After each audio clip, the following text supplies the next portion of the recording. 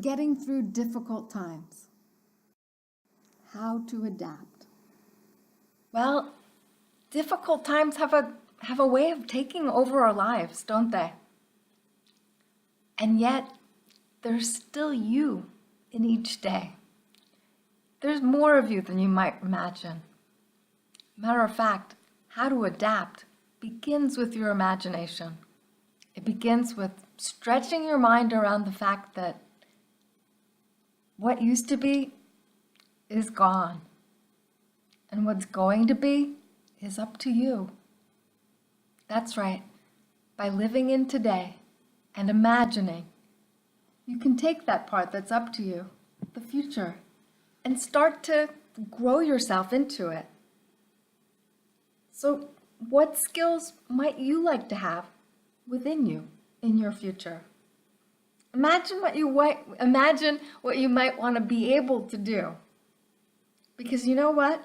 When you imagine what you want to be able to do, you can figure out what some of the steps are between where you are right now and where you want to be. Because when you can imagine that pathway, you can start to find ways of doing something now, doing smaller versions of whatever it is you want, stuff that's going to give you practice.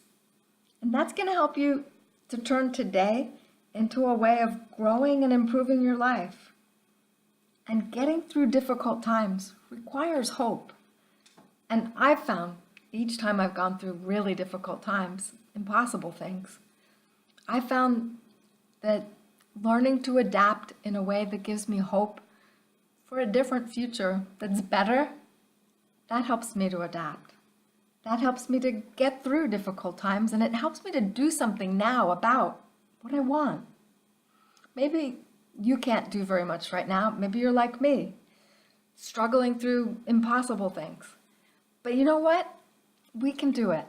We can do small things that build up to a future that we want for ourselves.